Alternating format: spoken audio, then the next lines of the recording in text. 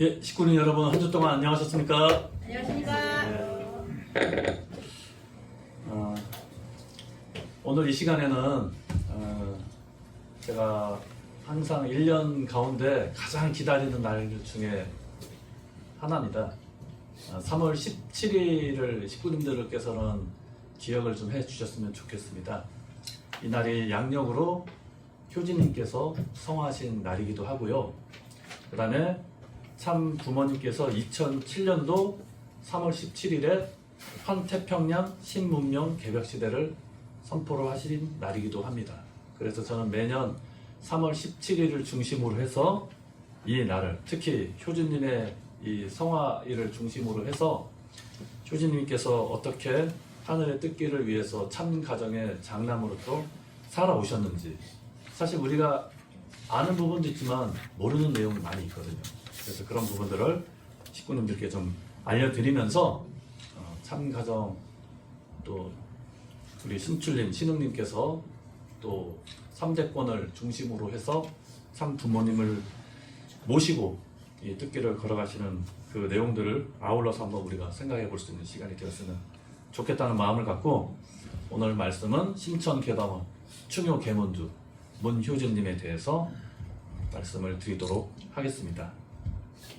먼저 참 부모님 말씀 훈독을 하겠습니다. 말씀 선지 241권 190쪽 말씀 되겠습니다. 내가 미국에 가서 생각한 것은 민주세계의 선도 국가인 미국의 젊은이들이 영상 미디어를 빠져 급진적이고 악한 길로 치닫는 것을 어떻게 방지할 것이냐 하는 것이었습니다. 그렇기 때문에 텔레비전이 큰 문제입니다. 미국에선 텔레비전 방송이 어디를 틀더라도 24시간 나오게 되어 있어요. 영화나 음악 같은 것도 24시간 계속 방송하는 것입니다.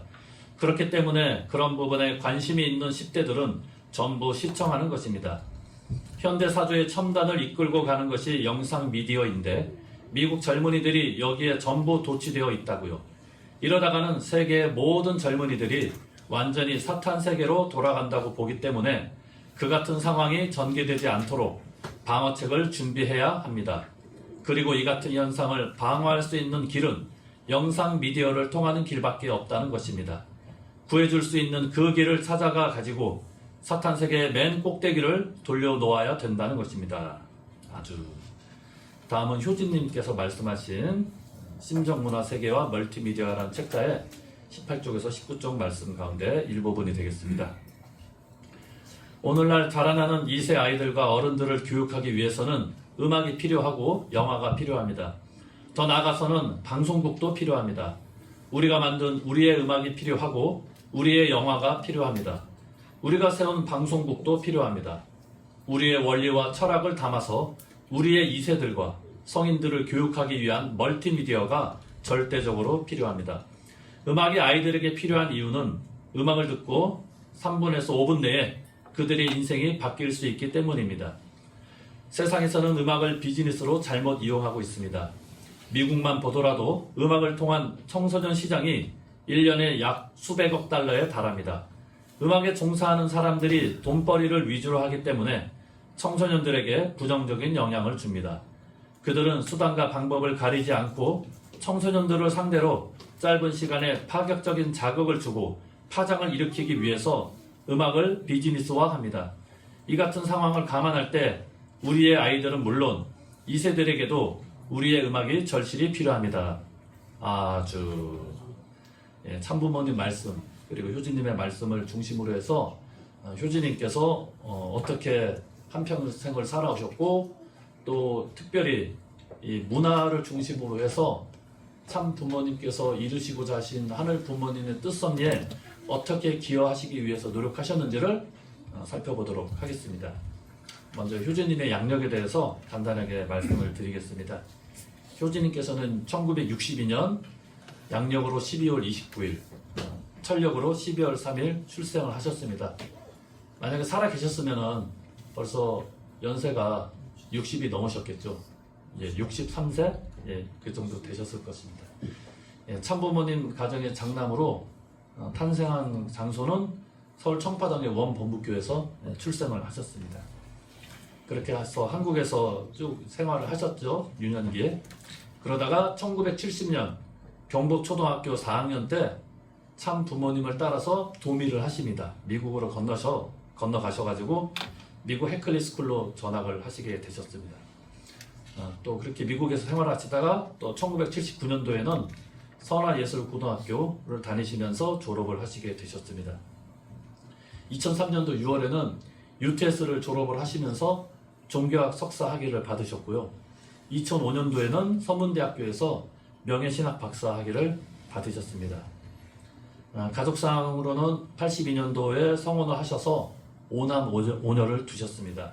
우리가 가장 잘 알고 있는 자녀님들은 신출 신흥님 이렇게 되는데요. 5남 5녀를 두시고 생활을 하셨던 것입니다. 그렇게 참부모님의 축복을 받고 참가정의 장남으로서 맏아들로서 생활을 하시다가 효진님께서 참부모님을 모시고 내가 공적인 길을 걸어가겠다고 결심을 하셨던 인생의 전환점이 있었습니다. 그것이 뭐냐면은 바로 참 아버님의 덴버리 감옥 수감 사건이 되겠습니다. 84년도 7월 20일부터 1년 동안 참 아버님께서 미국 덴버리 감옥에 수감이 되셨습니다. 식구님들께서 다 아시다시피 세계 선교 기금을 이제 참 아버님의 명의로 은행에 예치를 하면은 그것에 대해서 이자가 발생하지 않습니까? 그리고 그 이자에 대한 세금, 그때 당시로는 하나로 따지면 약 60만 원에서 70만 원이 되지 않는 그 이자의 세금을 내지 않았다라는 것을 명목으로 탈세 혐의로 검찰청에 기소가 되셨습니다. 이거 사실 말이 안 되는 재판이죠. 결국 공산주의자들이 승공활동을 하고 있는 참 아버님을 승공활동을 못하게 미국에서 쫓아내기 위해서 이렇게 재판을 걸었던 것인데 참 아버님께서는 그런 의도를 다 알고 계셨기 때문에 피하지 아니하시고 재판에 맞서 싸우셨습니다. 부당하게 패소를 당하시고 결국 덴버리 감옥에 수감이 되실 수밖에 없는 그런 상황에 어떻게 보면 상당히 억울한 입장이시죠. 그럼에도 불구하고 식구님들께 마지막으로 덴버리 감옥에 가시기 전에 하시는 말씀 영상으로도 식구님들 많이 접해 보셨죠? 나를 위해서 울지 말고 미국을 위해서 기도해라. 나는 저 지옥 밑창에서도 하늘의 뜻을 전하기 위해서 기쁘고 감사한 마음으로 가겠다. 그렇게 의연하고 초연한 모습으로 참 아버님께서는 그 감옥 생활을 기꺼이 수용을 하시고 생활을 하시게 되셨습니다. 그런 참 아버님의 안위와 그 정성을 드리기 위해서 효진님께서는 85년도 1월 12일부터 5월 11일까지 이스트가든 성지에서 120일 철야 정성을 드리시게 됩니다. 우리도 요새 철야 정성 많이 드리잖아요.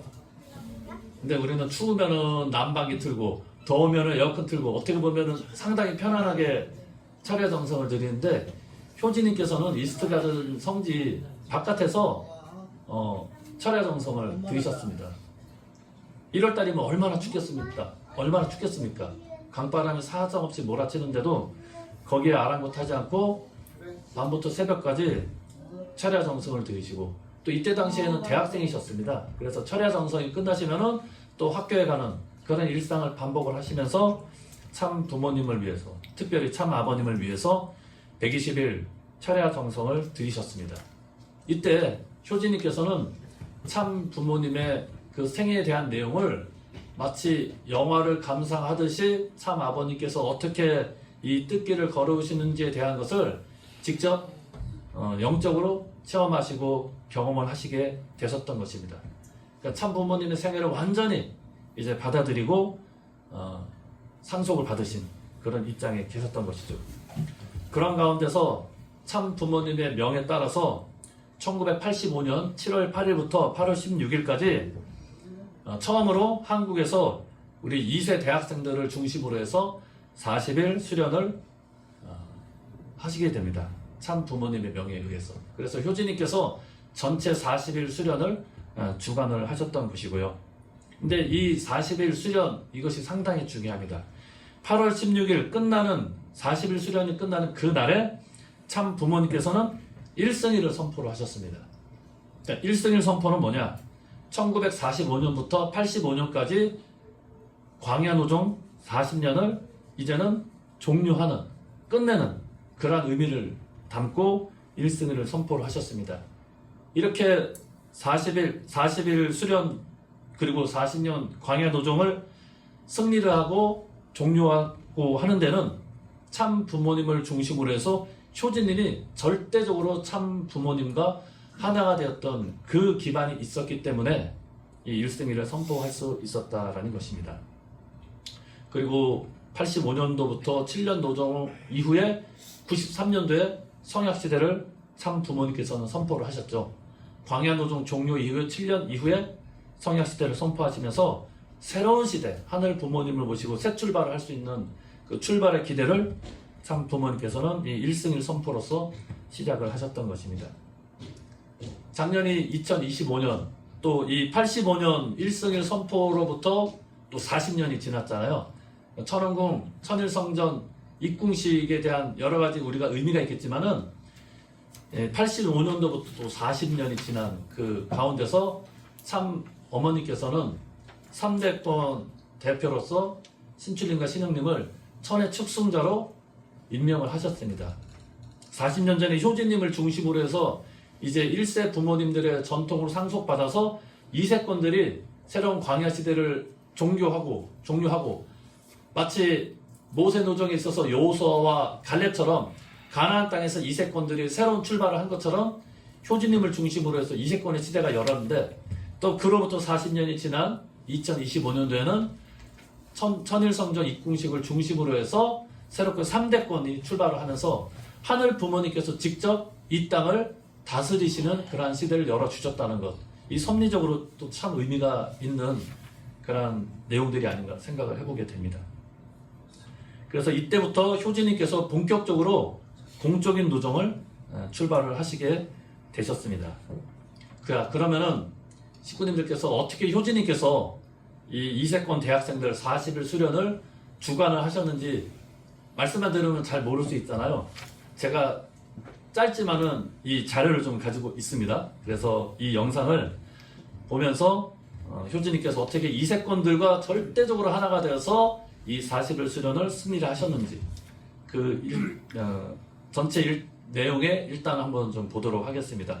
40일 수련 기간 동안에요, 대학생들만 이렇게 수련하고 교육하는 것이 아니라 이 기간에 대학생들과 함께 직접 몸으로 맞물벗기도 하시고요, 전도 활동도 하시고, 그리고 성학생 또 방중 수련 때는 성학생들 수련 격려도 하시면서 전체 40일을 참 부모님의 뜻을 중심 삼고 2세권들을 하나로 모으시는 그런 면에 있어서 가장 앞서 나가서 이끌어 오셨다라는 것입니다. 한번 같이 보도록 하겠습니다.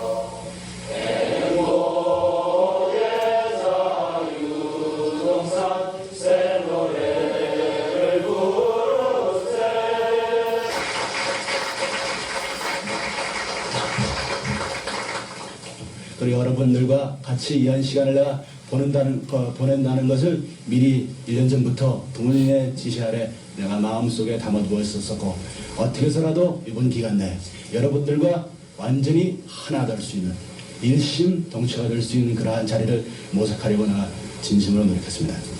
40일 동안 많은 시간이 있고 여러분들과 나와의 접촉 시간이 많은 거라고 나는 생각해요.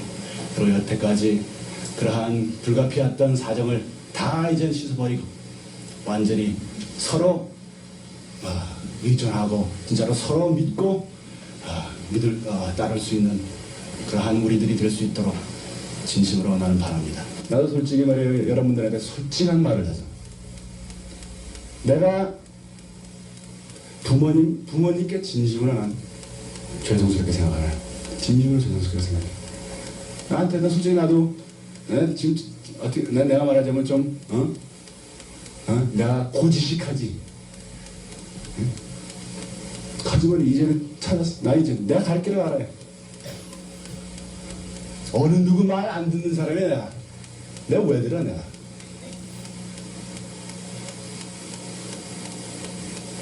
내가 갈 길을 찾았어. 여러분들 이번 기회를 통해서 많은 그러한 대화를 주고받을 수 있는 그러한 자리가 되기를 진심으로 바라면서 여러분들 참 이 앞에 앉은 여러분들하고 또 저기 참 반갑네요 진짜. 예? 반가워요. 원리를 뭐 구체적으로 우리가 이론적으로 우리가 소화를 하지 못하더라도 부모님과 하나를 수 있는 그런 자리가 저도 그런 자리가 되기를 나는 바라고 그렇게 하겠습니다.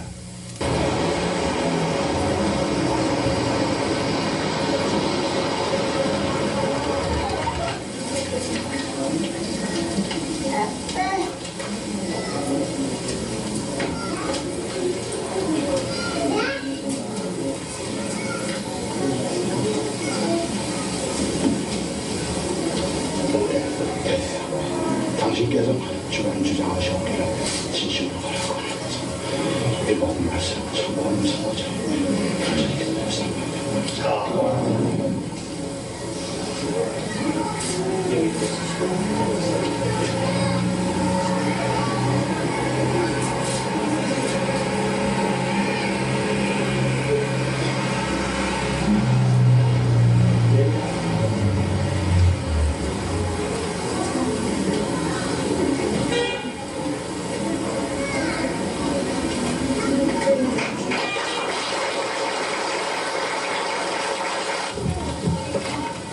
부모님께서 이렇게 고생을 하시고 피를 흘리시고 땀을 흘리시며 눈물을 흘리시던 이 바위를 저기 모여 앉아 다시 한번 마음을 먹고 부응할 수 있는 이 한 기간이 될 수 있도록 하나님 아버지 이끌어 주시기 없기를 진심으로 바라고 합니다. There is a pure Korean word, Hamnara, indicates a big outdoor festival, emphasizing the oneness, unity, and harmony of individuals as they open themselves to one self.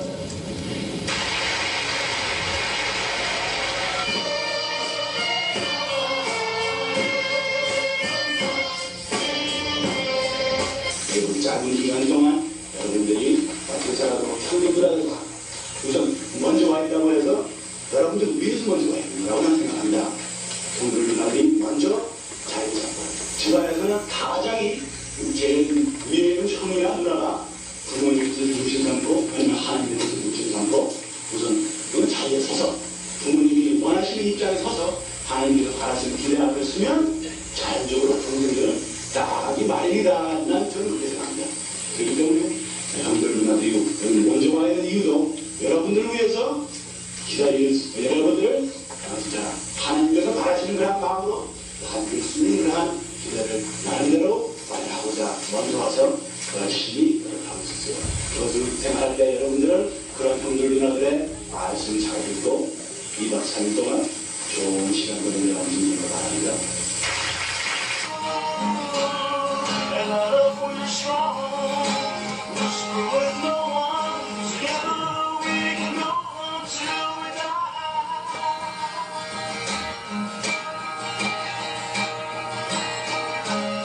아버님께 어저께 전화를 드리니까 굉장히 기뻐하세요. 여러분들 끝까지 아버님께서는 이 40일 수련 기간을 성공리에 마치시길 바라죠. 또 여러분들이 이렇게 사업 활동을 자진해서 나서서 이제 여러분들이 하고 그것도 이제 전도 활동도 하겠다 이런 식으로 솔직히 한마음 한뜻이 돼서 부모님의 뜻을 중심 삼고 통일교회의 뜻을 중심 삼고 이게 앞으로 우리가 가야 할 길을 우리 자신에서 스스로 걸어야겠다 그러는 마음에서 우리가 우선적으로 나서서 이렇게 솔선수범 나서서 여러분들이 이렇게 쓰는 그러한 마음을 보시고 아버님께서 기뻐하신다 그래요. 응? 좁은 그릇이 아니라 큰 그릇. 응? 좀 잔소리 들린다 해가지고 철랑철랑거리지 말고 그렇게 이해하고 여러분들이 나가서 해주시길 바래요. 나도 같이 나갈 거니까 가서 저희 때 좋은 보고 여러분들 좋은 경험하고 자신을 갖고 하세요. 어저께 말씀해 주는 대로 여러분들이 시행하면 돼요. 아시겠습니까? 네. 너무 감사합니다. 수고하세요. 응? 아버지 배우는 자세로 아버지 그들의 저희 말씀과 아버지 증거를 아버지의 증거를 할 수 있는 그런 저희 모습들이 될 수 있도록 이끌어 주시길 간절히 바랍니다.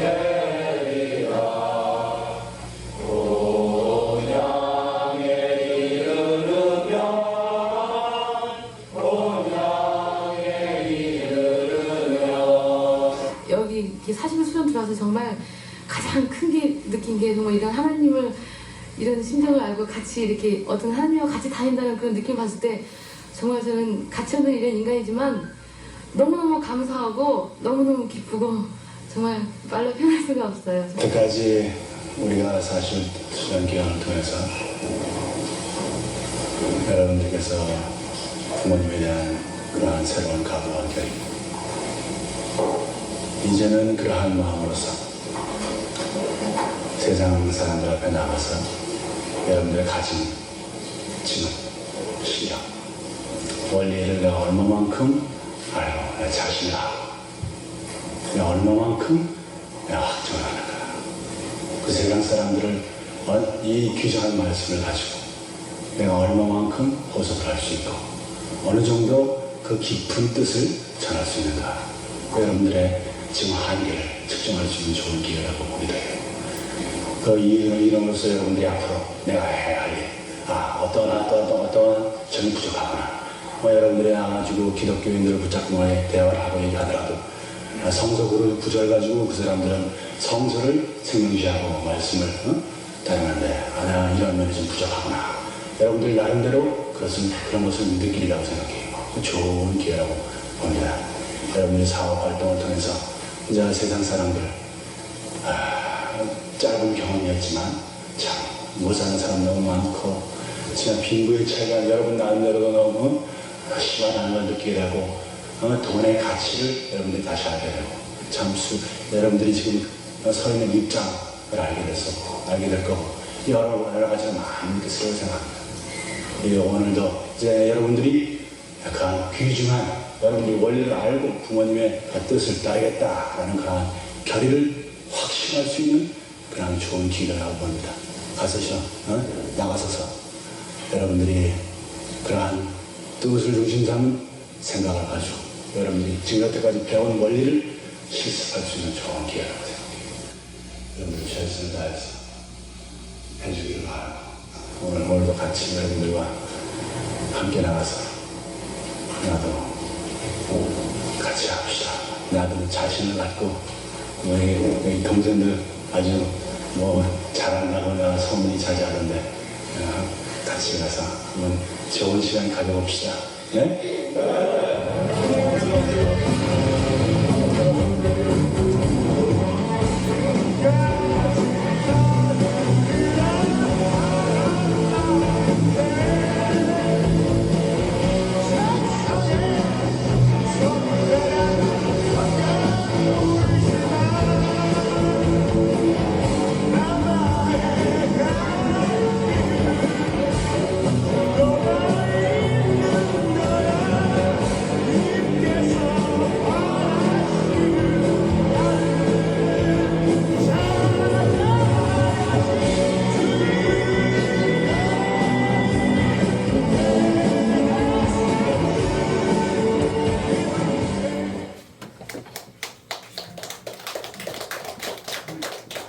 그런데 옛날 모습 보니까 좀 어떠세요? 예, 느낌이 좀 새로우시죠? 한창 젊을 때 효진님 모습도 다시 보니까 좋으시죠? 이때 당시 효진님 23살이셨습니다. 상당히 젊은 대학생의 나이로 우리 2세 형님들, 저한테 형님뻘 되시는 우리 형님들을 이끄시고 전체 일정을 주관하시고 함께 하셨습니다. 그때 효진님의 모습을 직접 봤던 우리 선배들이 정말 효진님의 모습에 감동을 받아가지고 우리의 미래는 정말 희망이 있겠구나. 우리 통일교회가 정말 희망이 있겠구나. 그런 희망을 갖고 효진님을 중심으로 해서 정말 하나가 되었다는 말씀을 제가 직접 듣기로 했습니다. 이렇게 이세권들이 완전히 효진님을 통해서 참 부모님에게로 종적으로 하나가 돼서 일체를 이뤘기 때문에 참 부모님께서도 무사히 덴버리 감옥 승리하실 수 있으셨고 1승을 선포하시면서 이제 광야 시대는 끝났다. 이세권들이 이제 새로운 새하늘과 새 땅을 이제는 또 개척을 해야 되는 그런 때를 열어주셨던 그 계기가 이 40일 수련이었다는 것 다시 한번 식구님들께서 이해하시면 되겠습니다. 그리고 이때부터 85년도부터 해서 95년도까지 세계대학 원리연구회 초대 회장을 역임을 하셨습니다. 그리고 아까 효진님께서 말씀 가운데 이제는 내 갈 길을 찾았어요. 이런 말씀하신 거 기억나세요? 나 어느 누구 말 안 듣는 사람이에요 내가. 똑같죠 목소리. 흉내 많이 냈습니다 제가. 그럼 참 부모님의 뜻을 내가 참 가정의 장남으로서 어떻게 이바지할 것인가를 놓고 효진님께서도 고민 많이 하지 않으셨겠어요? 근데 그때 당시 아마 효진님을 바라봤던 식구님들의 인식은 참 부모님을 이어서 목회를 했으면 아마 대부분 다 그런 생각들을 하셨을 거예요. 근데 효진님께서는 목회를 생각하지는 않으셨어요. 부모님의 뜻을, 이 귀한 원리의 말씀을 모든 세상 사람들에게 짧게, 신속하게, 정확하게 전할 수 있는 내용이 뭘까? 아, 이것은 문화의 힘으로 가겠구나. 그럼 내가 문화를 중심 삼고 부모님의 뜻에 이바지하는 그 일을 해야겠다. 그 면에 있어서 나는 내 갈 길을 정하신 거예요, 효진님께서. 그러면서 시작하신 게 음악이었습니다. 제가 성학생 때를 기억이 되는데요. 92년도, 아마 93년도 그 겨울 무렵이었던 모양인데, 청파동 본북교회에서 효진님 집회를 한다 그래가지고 이세권 우리 성학생들이 모여서 말씀을 들을 때가 있었습니다. 저도 그때 효진님 처음으로 뵀었죠, 성학생 때. 뭐 여러 가지 많이 말씀 주시는데 솔직한 이야기를 많이 하시더라고요. 내가 음악하는 것에 대해서 뭐 세상 사람들로부터 이해를 받기가 어려운 건 당연할 수도 있는데 우리 안에서 식구들이 나를 이해해 주지 않는다. 그것 때문에 내가 엄청 스트레스 받는다. 이런 표현을 하시더라고요. 제발 내가 하는 거 부모님들 설득 좀 이해 좀 시켜달라고. 어린 동생들한테, 성학생들한테 하소연하다시피 이야기를 하시더라고요. 그렇게만 할 수 있으면은 내가 앞으로 쫄쫄이 바지 안 입고 내가 한복 입고 할게. 이렇게 우스갯소리로 이야기하실 정도로 효진님께서는 이 음악을 중심으로 해서, 이 음악뿐만이 아니죠. 음악을 출발로 해서 이 문화적인 내용으로 세상을 복귀하기 위한 그런 역할을 내가 하겠다. 그러니까 앞으로 일어날 미래를 예견하신 거죠. 지금 우리나라 어떻습니까? 엊그제 BTS라는 남자 그룹들이 광화문에서 이제 컴백 기념 공연했는데 엄청나게 많은 인파가 몰렸고 전 세계적으로 실시간으로 이게 넷플릭스를 통해서 생중계도 되었습니다. 예. 한류 문화, K컬처, K문화 이게 지금 휩쓸고 있습니다. 전 세계를 휩쓸다시피 우리 한국을 중심 삼은 이런 문화가 휩쓸고 있는데 효진님께서는 이미 40년이 넘는 그 기간 이전부터 앞으로의 미래는 이러한 시대가 올 것이라는 것을 예견하고 이것을 미리 대비하고 준비를 하고 그 가운데 부모님의 뜻을, 말씀을 이 문화적인 내용을 통해서 전파하겠다라는 그런 생각을 갖고 이 길을 가셨던 것입니다. 그러니까 얼마나 힘들고 외로운 길을 가셨겠어요. 그때 당시 예수라는 사람 딴따라라고 이렇게 좀 낮게 보고 그랬었잖아요. 효진님 목회하시지 왜 딴따라를 하시냐고 얼마나 많이 이야기를 들으셨겠어요. 하지만은 어느 누구 말도 안 듣고 그 길을 가겠다고 초지일관 성화하시는 그날까지 이 길을 개척을 하고 가셨던 분이 바로 효진님이셨습니다. 그렇게 해서 시작한 게 뭐냐면은 1986년도 미국에서 맨하탄 센터 스튜디오를 설립을 하면서 맨하탄 센터 프로젝트라는 이름으로 이 문화적인 내용을 효진님께서 시작을 하셨습니다. 그래서 먼저 음악을 먼저 창작을 하시고 음반을 발매를 하셨습니다. 88년도 재생이라는 1집 앨범부터 해가지고 92년도 12집까지 해서 1집부터 12집을 88년도부터 92년도까지 5년의 기간을 통해서 12개의 음반 앨범을 발매를 했습니다. 92년도가 한국 나이로 효진님께서 30세가 되시던 날이거든요. 예, 그때를 기념을 해서 부모님께 내가 120곡, 12수라는 섭리적인 숫자가 있잖아요.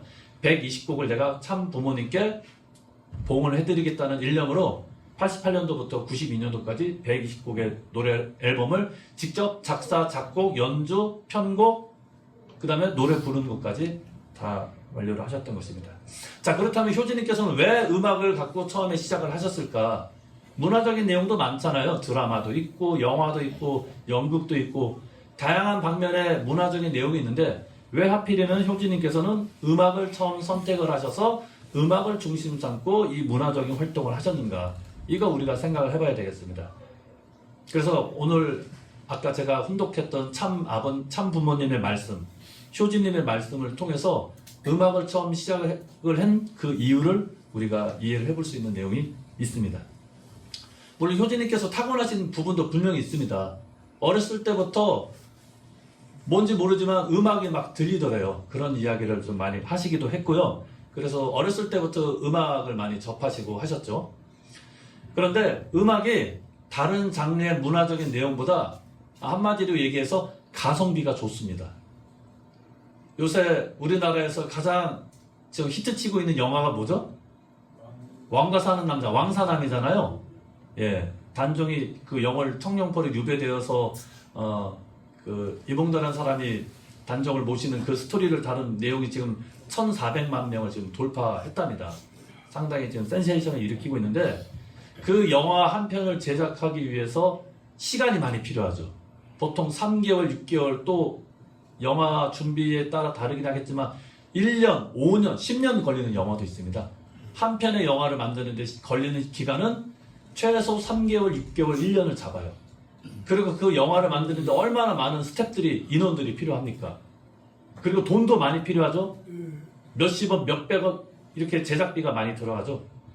근데 그것에 비하면은 음악은 어떻습니까? 음악에 타고난 재질만 있다면은 당장이라도 오늘 음악 작곡할 수 있겠죠. 예, 그것도 제가 이따가 설명드릴게요. 효진님께서 하루에 100곡을 2번이나 만드셨대요. 음악적인 재능만 있으면 혼자서도 충분히 음악을 만들 수가 있어요. 돈이 많이 들지가 않습니다. 시간도 많이 들지가 않아요. 그리고 영화는 한 편 우리가 그 시청하는데 보통 2시간 내외 이렇게 걸리잖아요. 그리고 극장이나 요새는 뭐 OTT가 많이 발전해가지고 넷플릭스나 이런 데를 통해서 보기도 하지만은 근데 음악은 영화 극장에서 상영을 안 해도 언제 어디서든지 공연할 수 있고 볼 수 있고 그렇게 할 수 있습니다. 그 짧은 3분에서 5분이 필요해요. 음악은 길지가 않아요. 길어도 10분을 넘어가는 음악 거의 없습니다. 대부분 3분에서 5분이면 끝납니다. 그런데 그 파급 효과는 영화 이상일 때도 많죠. 음악 한 곡이 우리 인생에 있어서 얼마나 감동과 희열을 줄 때가 있습니까? 기쁠 때나 슬플 때나 항상 우리에게는 음악이 함께 하잖아요. 그런 경험 많이 하셨죠? 식구님들께서도. 우리 참부모님께서도 항상 행사 때나 집회 때 노래로서 마무리 하시잖아요. 예. 그렇게 이 음악은 우리들의 삶과도 밀접하지만은 짧은 3분에서 5분의 이 음악 한 곡이 인생 자체를 바꿀 수 있는 그런 내용들이 있다라는 것을 효진님께서는 이미 파악을 하시고 그러면은 당장이라도 시작할 수 있는 내용으로서 음악을 하셨던 것입니다. 근데 이것에 대한 이해가 없었어요. 우리 식구들 아무도 이해를 못했습니다. 그래서 외롭고 힘든 길을 걸어가실 수밖에 없으셨던 그런 내용들이 있게 되었습니다. 그래서 효진님께서는 맨하탄 센터 프로젝트라는 그 내용을 갖고 음악으로 시작을 했지만 음악으로만 끝난 게 아니고요. 세 번째 줄 보면은 1990년도부터에는 다큐멘터리를 많이 제작을 하셨습니다. 예수의 초상화를 비롯해서 10여 편의 다큐멘터리를 제작을 하면서요. 뭐 종교라든지 가정, 사회 문제에 대해서 그 원인을 분석하고 그 대안을 제시하는 사회 교육 프로그램을 이제 다큐멘터리로 이제 만드시고 진행을 하셨던 것입니다. 그 미국에서 처음 시작했던 맨하탄 센터 프로젝트 그 일이 2003년도에는 MCS, 맨하탄 센터 스튜디오 줄임말입니다. MCS 엔터테인먼트라는 엔터테인먼트 회사를 창립을 하셨어요. 효진님께서. 한국에. 그리고 여러 가지 다양한 활동을 하셨습니다. 그것도 이후에 제가 말씀드리겠습니다. 그리고 미국에서는 인터넷 TV 방송도 설립을 하셨고 2006년도에는 맨하탄 센터 재팬을 또 설립을 하시고 운영을 하셨습니다. 그 다음에 휴지님께서 공식석상에서 설교 말씀을 그렇게 많이 하지 않으셨는데요. 2006년 1월 1일부터 매주 일요일 날에는 뉴욕의 벨베디아 수련원에서 일요일 날 아침 7시마다 6시인가요? 그때 이제 설교를 시작을 하셨습니다. 근데 이렇게 설교를 하시게 된 계기도 뭐냐면 효진님께서 가장 사랑하는 자녀가 큰아들, 첫째 아들이신 신길님이었습니다.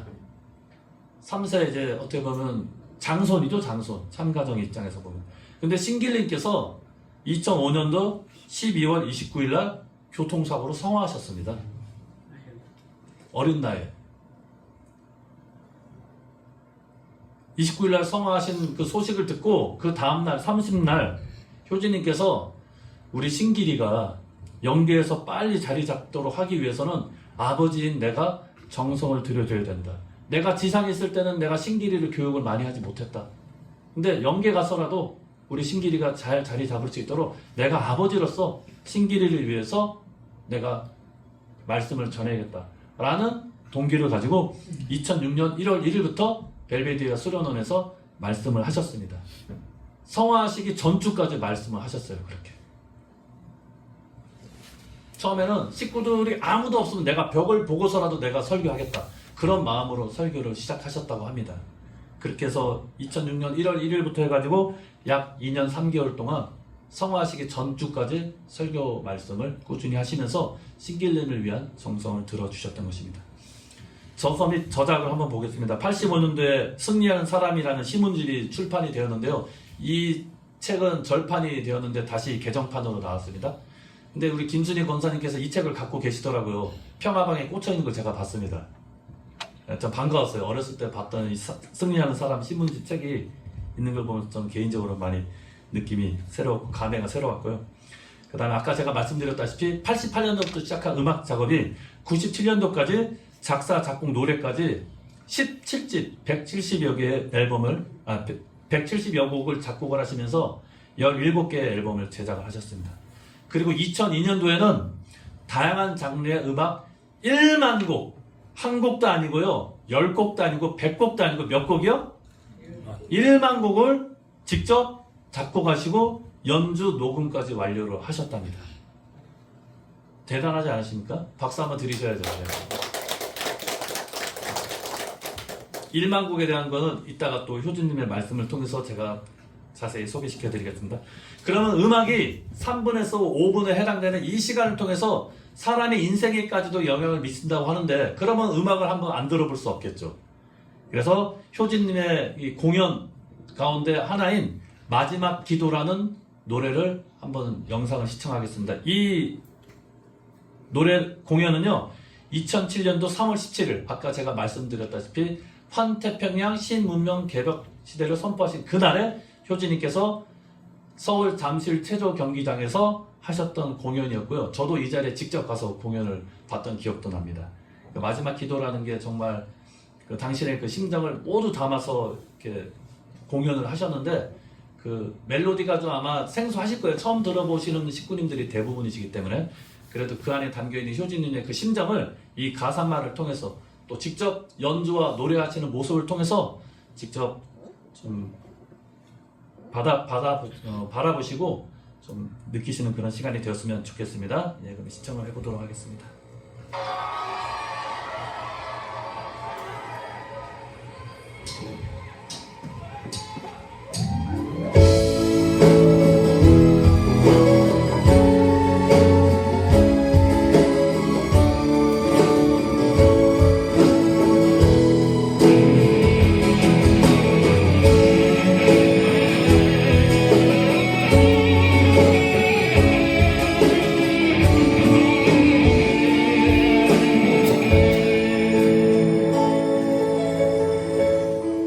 그 시절 속에 요거 지금 다시 저기면 사랑의 말자치는 그 생각 살아가기 위해 믿고자 해왔던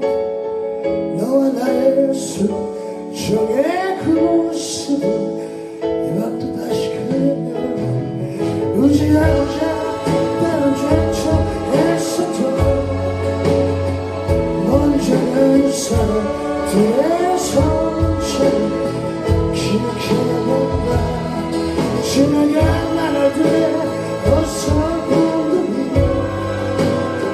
흘려보내고 싶어 내 꿈꾸게 만약 그렇게 할 수 있다면 내야 할 일은 우리 모두의 사랑이겠지 무엇이 내게 가장 중요하다면 나한테는 다시 사랑을 할 수 있는가 사랑을 다시 내가 할 수 있다면 다시 끝까지 가야지 의심 없으면 이제 모든 건 나에게 없어요 내 아버지의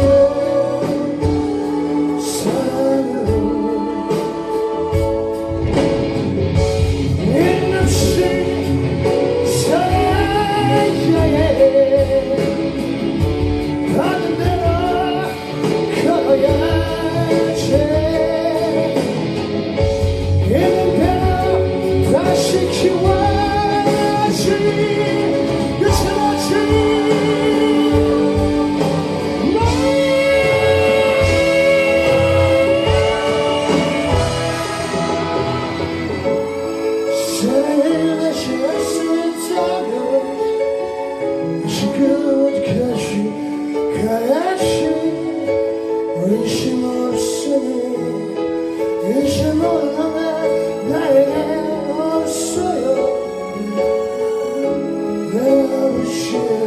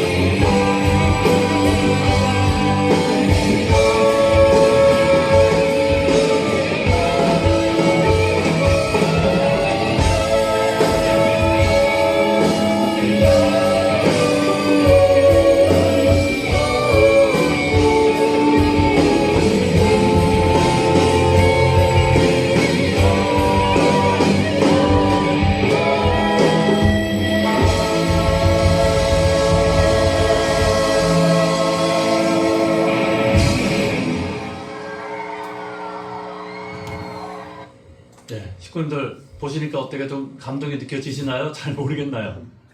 예, 잘 모르실 수 있겠지만은 이 음악을 통해서 효진님께서는 부모님을 향한 그런 당신의 마음을 표현을 하셨습니다. 그런 것을 이런 장르가 익숙하지 않으신 분들은 잘 못 느낄 수 있는데요. 젊은 사람들은 이런 걸 통해서 감동을 받거든요. 아까 마지막에 눈물 흘리는 청년대 학생의 모습을 보셨나요? 그 효진님의 그 마음이 그대로 느껴지니까 공명이 되어서 이렇게 눈물까지 나오는 것을 보게 됩니다. 이런 마음으로 한평생을 살아오셨던 효진님의 모습을 보겠습니다. 그럼 한국에서 2003년도에 MCS 엔터테인먼트 회사를 설립하시고 뭘 하셨느냐? 영화를 제작을 하셨습니다. 가장 유명한 영화 중에 하나 올드보이. 식구님들 다 아시죠? 이 올드보이를 제작하는데 공동 투자를 하셨습니다. 그 다음에 2008년도에는 울학교 이티라고요. 영화배우 김수로하고 박보영이 주연을 맡은 그 영화를 만드는데도 공동 투자 제작을 하셨습니다. 영화만 제작하신 게 아니라요. 가수도 여러 명을 이제 발굴을 해서 이제 키웠습니다. 대표적인 가수가 거북이. 잘 모르시죠, 식구님들은? 젊은 사람들은 다 알아요, 거북이. 아시죠, 거북이? 예. 거북이 이 유명한 노래가 뭐 비행기라든지 그런 노래를 발매를 했을 때도 그 소속 회사가 MCS 엔터테인먼트 회사였습니다. 효진님 소속의 가수로서 활동을 했습니다. 그렇게 문화를 중심으로 꾸준하게 활동을 하시다가 2008년도 3월 17일 성화를 하셨습니다. 이때가 어떤 때인지 아마 식구님들도 다 아실 거예요. 18대 총선이 있었던 그때 아닙니까? 한창 우리는 235개 전 지역의 후보들을 다 내세우고 열심히 국회의원 선거를 위해서 선거운동을 할 때였습니다. 저도 그때는 수원의 아주대학사장으로 있었는데 사무장으로서 이제 선거활동을, 유세활동을 하고 있었던 그런 때였거든요. 그런데 갑자기 효진님께서 성화를 하셨다는 이야기를 들었을 때 저는 적지 않게 좀 충격을 받았습니다. 왜 갑자기 효진님께서 성화를 하셨는지. 물론 이제 여러 가지 뭐 건강상의 문제 때문에 그러신 건데 외적으로는 여기에는 또 어떤 뜻과 섭리의 내용이 있지 않을까라는 생각을 해보게 되었는데 참 부모님께서도 효진님의 성화 소식을 들으시고 3월 17일 그날 바로 심천개방원 충효계문주라는 휘호를 내려주셨습니다. 휘호는요 아무에게나 내려주는 것이 아니라 섭리적으로 공적에 있는 사람한테만 참 부모님의 허락을 받아서 나오는 게 휘호거든요. 그러니까 효진님께서도 뭔가 섭리에 공헌한 부분이 있기 때문에 참 부모님으로부터 인정을 받아서 심천개방원 충효계문주라는 휘호를 얻게 되셨던 것입니다. 그 효진님께서는 어떠한 공헌이 있는가? 일단 뒤에서도 참 부모님의 말씀을 통해서도 우리가 접할 수 있겠지만 효진님께서는 늘 평상시에도 이런 말씀을 많이 하셨습니다. 사람은 잘 죽어야 돼. 세상 사람들은 잘 살아가려고 아둥바둥 거릴 때 효진님께서는 잘 죽는 것이 최고의 자기 주관이고 잘 죽는 게 참 부모님을 향한 최고의 도리다. 이런 말씀을 주셨던 것입니다. 그래서 효진님의 이 말씀 한 1분 안 되는 영상인데 효진님께서 하신 말씀을 한번 보시도록 하겠습니다.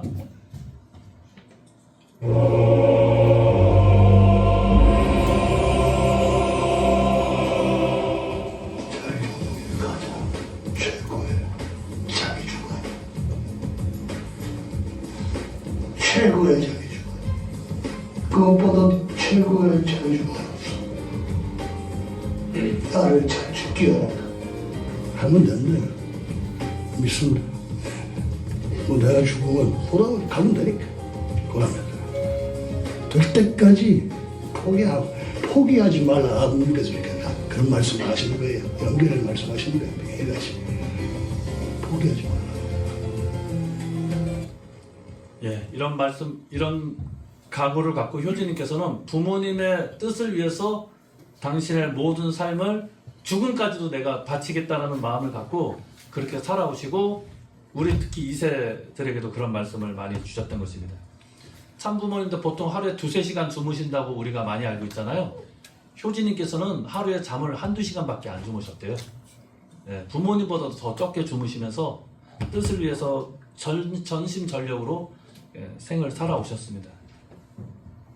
그래서 죽는 순간까지도 뜻을 위해서 부모님을 위해서 성화를 하셨기 때문에 하늘의 조국 광복에 위한 뜻깊은 제물이라고 참 부모님께서도 그 효진님의 성화의 그 의미를 되새기면서 휘호까지도 내려주셨습니다. 그래서 3월 19일 날 이제 효진님 성화식을 마치고 그 떠나보내는 그 날에 효진님 성화에 대해서 참 부모님께서 심천개방원 충효계문주의 의미에 대해서 말씀을 하신 내용 한번 같이 보도록 하겠습니다.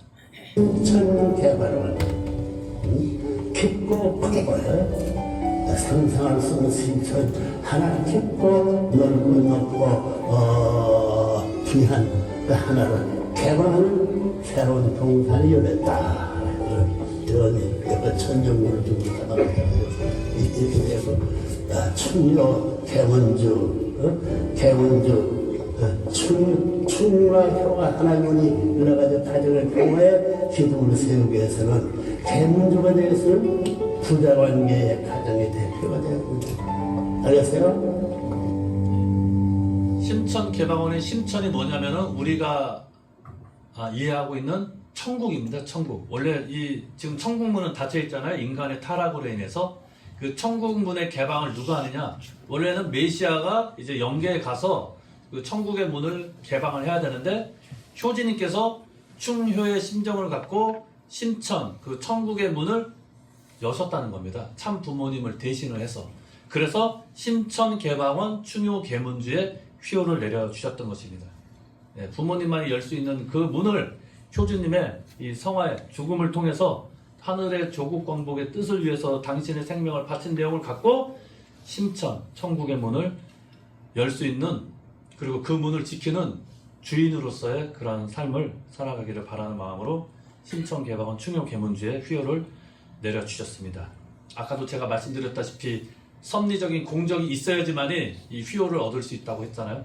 일단은 우리가 총선 운동을 하면서 뭔가 이제 뜻적으로도 정치적으로도 하늘의 뜻을 이 땅 가운데 이루기 위한 그런 활동을 모든 식구들과 공직자들이 투입을 했을 때 효진님이 재물의 입장으로 가셨기 때문에 그러한 공적이 인정이 돼서 이 휘호를 받았고요. 그 다음에 또 한 가지 이것은 효진님의 인생에 있어서 아픈 과거와도 같은 일인데요. 미국으로 건너가시면서 효진님께서 많이 고난을 당하실 수밖에 없었어요. 70년대에는 동양 사람들 자체가 그렇게 미국에 많지 않았는데 한국 사람이 미국에서 생활한다는 건 정말 어려웠을 겁니다. 근데 더군다나 통일교 교주의 아들이라는 게 소문이 나면 얼마나 세상 아이들로부터 괴롭힘을 당하고 왕따를 당하고 하겠습니까? 그래서 하루가 멀다고 맨날 싸웠대요.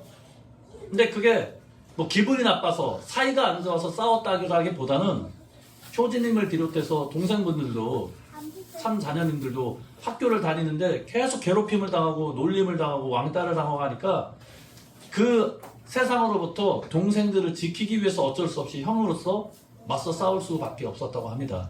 효진님 말씀 들어보면요, 정학도 많이 맞고 퇴학도 당하고 막 그러셨대요. 그렇게 싸움을 많이 하니까 학교에서도 문제아로 찍혔겠죠. 그렇게 해서라도 동생을 지키려고 그렇게 싸움을 하면서 문제아로 낙인이 찍혔고, 그래서 싸움을 하면 이겨야 되잖아요. 효진님께서 운동을 많이 하셨어요. 알다시피 효진님께서 정도술 하셨잖아요. 정도술 사범 자격이 있으십니다. 그 운동하시는 것도 영상으로 나온 게 있는데 상당히 터프하게 운동을 하시더라고요. 그렇게 하면서 몸을 단련하면서 당신을 보호하고 또 동생들을 지키기 위해서 학교에서는 문제아로 낙인이 찍혔지만은 싸움을 하루가 멀다 하고 끊임없이 하게 되었던 것입니다.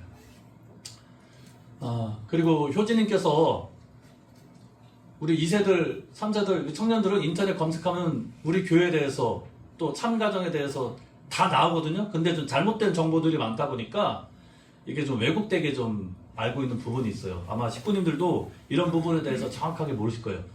효진님께서 술, 담배 하신다더라, 마약 하신다더라, 이런 얘기 들어보셨죠? 근데 사실로, 팩트로 놓고 보면 이거는 사실이에요. 근데 왜라는 것에 대한 답은 없어요. 세상에서 떠도는 그런 소식들은. 근데 효진님이 하고 싶어서 하신 게 아니었거든요. 이걸 잘 몰라요. 흥진님께서 교통사고로 성화하신 건 다 아시잖아요.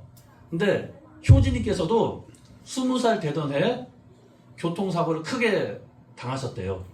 흥진님처럼 거의 돌아가실 뻔했대요.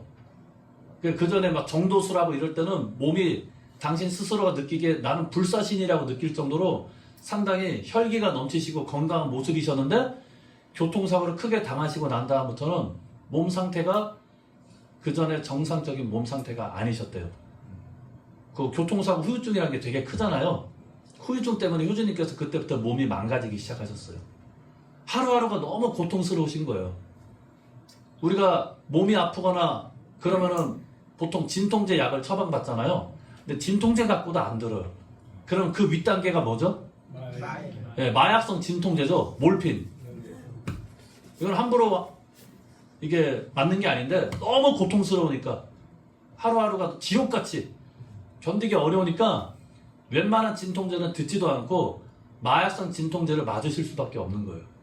그리고 그런 당신의 몸 상태는 이미 부모님께 다 보고를 드리고 허락을 구하고 마약성 진통제를 투여받으시기 시작하셨어요. 거기에 의존할 수밖에 없죠. 몸이 망가지고 하루하루 견디기가 어려우니까.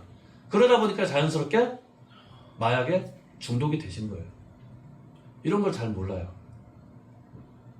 세상에 당연히 모르는데 우리들은 그래도 부모님을 모시는 입장에서 왜 그러실 수밖에 없었는지에 대한 사정이라든지 이유를 알아야 되는데 모르니까 참가정이라는 분이 마약을 했대. 세상 사람들하고 똑같이 얘기하는 거예요. 우리 젊은 청년 대학생들이.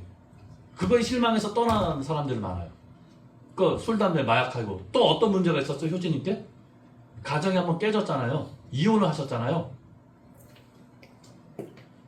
효진님이 망가지고 하루하루 마약으로 뛰던 삶을 보니 부인의 입장에서 견디기 어렵겠죠. 인간적으로는 다 이해가 돼요. 인간적인 눈으로 보면 참가정의 모습이 이해가 안 되는 게 많았을 거예요. 인간적으로 눈을 보면 안 되잖아요. 근데 우리 교회를 떠난 사람들 보면은 신앙이 좋았던 사람들 떠난 거 보면 인간적인 그 입장을 벗어나지 못해서 떠난 사람들 많아요. 효진님과 첫 성혼하셨던 난숙 씨도 그렇게 해서 떠났어요. 참가정을 떠나면서 참가정에 대한 것을 폭로성의 책자를 썼습니다. 그리고 인터뷰 영상도 유튜브에 다 나와요. 그러면서 효진님에 대해서 하나의 제안을 했어요. 유혹을 한 거죠. 참가정을 버리고 와라. 참부모님을 떠나라. 효진님이 가장 의지하고 사랑했던 분이 두 분이 계세요. 한 분이 흥진님. 근데 흥진님도 교통사고로 성화를 하셨고 또 다른 한 분이 장남이신 신길님. 근데 신길님도 또 교통사고로 떠나보내시고 그랬었잖아요. 이혼을 하니까 가족들이 난숙 씨가 그 자녀들을 데리고 떠난 거예요. 가장 사랑하는 신길 아들을 만나고 싶어도 만날 수가 없는 거예요. 근데 언제 만날 수 있느냐? 법적으로 성인이 되면은 부모의 구속을 떠나서 만날 수 있는 거예요. 그러니까 효진님께서는 그날만을 기다리셨던 거예요. 신길님하고 이제 성인이 되면 같이 살자고 약속됐는데 그로부터 얼마 되지 않아서 세상을 떠나셨잖아요. 신길님이.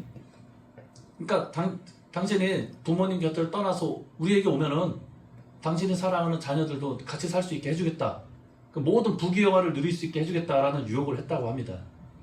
근데 효진님께서는 내가 내 자신도 잃어버리고 내 사랑하는 자녀들도 떠나고 내 가족을 잃을지언정 부모님을 향한 내 마음은 그 누구도 대신할 수 없다. 나는 부모님을 절대로 떠날 수 없다. 내가 가진 모든 것을 잃어버려도 부모님을 나는 배신할 수 없고 떠날 수 없다. 그런 마음으로 결국 이혼을 하시고 가족과 생이별을 하시고 하루하루 몸 상태가 안 좋으시고 고통에 몸부림치시면서도 끝까지 부모님을 위해서 한평생을 살려고 정말 몸부림을 치셨습니다. 그게 아까 마지막 기도라는 노래를 통해서도 당신의 그 심정을 노래로 전해주셨던 것입니다. 그런 효진님의 어떤 비하인드 스토리라든지 이런 내용들을 알고 나서 이해하고 나서 효진님 음악을 접하니까 그 음악 하나하나가 노랫말 가사말 하나가 정말 이 가슴에 확 박히더라고요. 저는 지금도 효진님 이 노래 들으면은요 음악 보면은요 눈물이 나요. 아까도 눈물 날 뻔한 거 참았는데 그 심정을 저는 이제 느끼고 아니까 모든 사랑하는 가족을 떠나보내고 몸은 망가지고 하면서도 부모님을 향한 그 마음만큼은 잃지 않고 남기셨기 때문에 효진님이 다시 재축복을 받으실 수 있었던 겁니다. 부모님이라고 아무나 재축복 해주는 게 아닙니다. 참가정이라고. 효진님이 그런 기준, 부모님을 향한 절대적인 절대신앙, 절대사랑, 절대복종의 기준을 세웠기 때문에 그것이 조건이 되어서 참 부모님으로부터 우리 문연아님과 축복을 다시 받으신 겁니다. 그걸 알아야 돼요, 우리 식구들이. 그때 당시 효진님 이혼했다, 다시 재축복 받았다, 떠난 2세들 얼마나 많은데요. 그걸 모르니까 그 사정을. 알 수도 없죠, 어떻게 보면. 누가 얘기해 줄 수도 있는 것도 아니고. 근데 모든 것은 부모님의 섭리 노정에 다 뜻이 있는 겁니다. 인간적인 눈으로 이해가 되지 않는다고, 그게 잘못됐다고 우리가 함부로 예단하면 안 돼요. 부모님의 삶, 생애가 그런 거 아닙니까? 참가정도 마찬가지입니다. 효진님께서 이런 말씀을 하셨어요. 뭐 기니까 좀 줄이면 만곡을 목표로 해서 부모님을 위해서 이것도 만곡을 바치는 것도 부모님을 위해서 하루에 100곡을 2번이나 만들었대요. 하루에 100곡을 만들려면 1시간에 몇 곡을 만들어야 될까요? 하루가 24시간이잖아요. 대충 계산하면은 1시간에 4곡에서 5곡을 만들어야 돼요. 그러면은 10분에서 15분 당 한 곡을 만들어야 된다는 얘기가 나오죠. 이게 가능할까요? 인간적으로? 이게 말이 안 되는 건데 효진님께서는 그걸 2번이나 하셨대요. 그걸 하고 나니까 이게 손가락 하나 움직일 힘도 남지 않더래요. 근데 그렇게 하고 나니까 자기 스스로가 용납이 되더래요. 세상과의 경쟁에서 싸워 이기려면 그 분야에 있어서는 최고가 돼야 되잖아요. 그래야지 세상을 이끌어갈 수 있고 세상에 따를 수 있잖아요. 대표적인 사람 많죠. 뭐 애플, 아이폰 만든 스티브 잡스. 스마트폰의 시작이잖아요. 지금 우리도 스마트폰 안 쓰는 사람 거의 없죠? 스티브 잡스가 그 분야의 1인자로서 스마트폰을 처음 발명했기 때문에 전 세계 사람들이 스마트폰 사용하는 것처럼 어떤 한 분야에 있어서도 1인자가 돼야지 말이에요. 그 분야는 부모님의 뜻을 향해서 내가 이끌어갈 수 있는 어떤 자격이 되기 때문에 효진님도 그러한 기준을 세우고자 하루에 100곡을 2번이나 만드시고 1년이라는 기간 동안에 10,000곡을 작곡을 하셨던 것입니다. 그래서 효진님께서는 당신 스스로가 그런 기준을 세우면서 우리들에게도 승리하는 사람의 모습이 되어야 된다. 세상과의 경쟁에서 싸움에서 우리가 이겨야지 된다. 이런 말씀을 주셨던 것입니다. 이 영상 잠깐 또 보도록 하겠습니다. 사회 여러 분야적인 차원에서 그런 존재들이 여러 분야에서 한 사람 한 사람씩 그렇게 존재한다 그러면 그게 전체적으로 그런 학살이 그런 발전이 이게 보이게 되면 우리가 세상을 움직일 수 있는 제일 통괄적으로 사회를 움직일 수 있는 그런 힘을 준다니까 난 그걸 믿는다니까. 그런 대화를 우리는 찾아야지 돼요. 먼저 가는 사람들은 이제 앞으로 올 세대를 위해서 준비해 줘야지 되고 여러분들은 준비해서 그 세대를 맡아서 앞으로 이끌어 나갈 수 있는 그런 여러분들이 되려고 노력해야지 되고 그런 차원에서의 전통이 세워지면 그런 희망이 있습니다. 싸워서 이겨야지 되는데 좋게 말해서 경쟁에서 이겨야지 됩니다. 세상과의 싸움에서도 우리가 승리하기 위해서는 그 어떤 한 분야에서 우리가 최고가 돼야지만이 그 분야만큼은 부모님의 뜻을 위해서 나아갈 수 있다는 것이죠. 이런 관점에서 저는 제3축복 만물주관에 대한 것을 이 효진님의 말씀을 통해서 생각을 해봤습니다. 인간이 만물주관을 어떻게 할 것이냐. 이 만물이라는 것도 어느 사회에 있어서 한 분야가 합쳐진 것이 전체적인 만물에 대한 내용이라고 할 수 있지 않겠습니까? 그러면 어떤 한 분야에서만큼은 내가 최고 1인자가 돼서 그 분야의 하늘을 위해서 나아가면은 그런 분야가 쌓이면은 결국은 이 세상은 하늘을 위해서 복귀할 수 있는 그런 지도자, 리더가 되어야 된다. 그래서 세상과의 경쟁에서 싸워서 이겨야지 된다. 승리해야지 된다. 이런 말씀을 주시면서 효진님께서 먼저 본이 되는 모습을 우리들에게 보여주셨던 것입니다. 그렇게 될 때 지금 우리 가정연합이 여러 가지 시련을 많이 겪지만은 이제는 세상이 우리를 인정 안 할래 안 할 수 없는 그런 모습들까지도 우리가 만들어갈 수 있는 하나의 계기로도 우리가 삼아야 되는 지금의 시련의 때가 아닌가 이런 생각을 좀 해보게 됩니다. 그래서 효진님께서는 그런 당신의 말씀을 또 음악으로 표현하셨습니다. 이 노래가 출세해라는 노래입니다. 어떤 마음으로 어떤 자세로 우리가 세상을 향해서 나가야 될지를 한번 이 공연의 영상을 통해서 한번 보시기 바라겠습니다.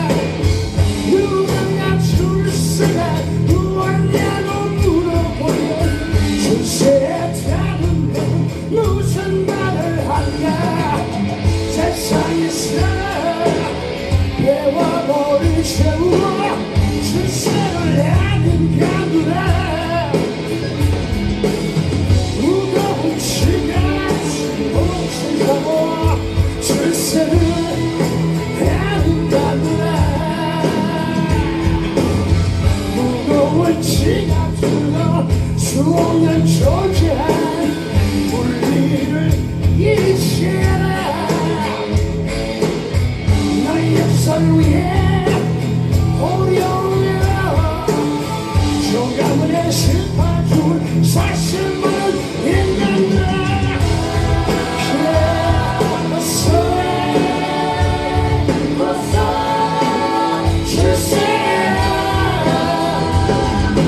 이 세상에서 너를 위해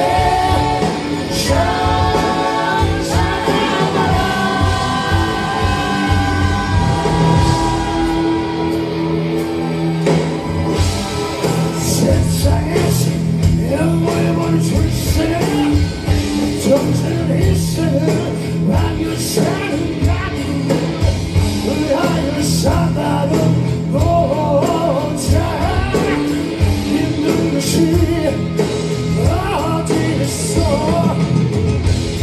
사랑도 하늘에 인류를 위해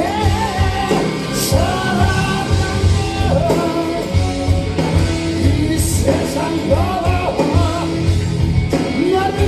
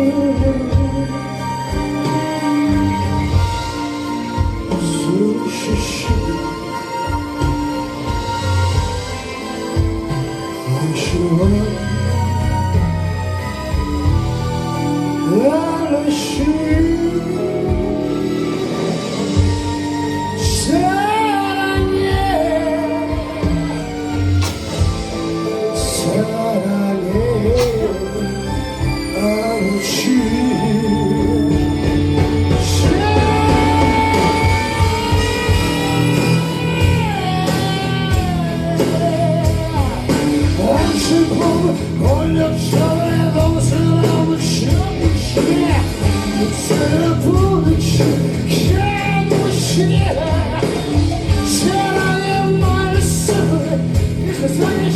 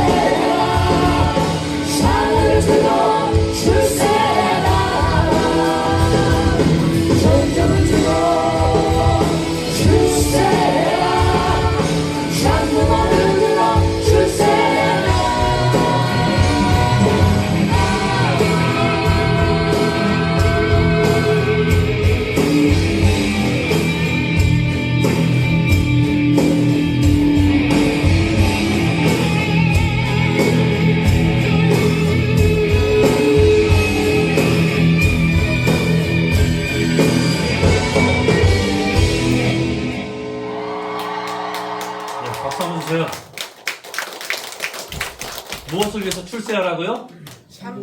예, 하늘을 위해서, 참 부모를 위해서 출세를 해야 된다. 이런 말씀을 주시는 것입니다. 이런 효진님의 이 만드신 모든 내용들이 담겨 있는 사이트가 있어요.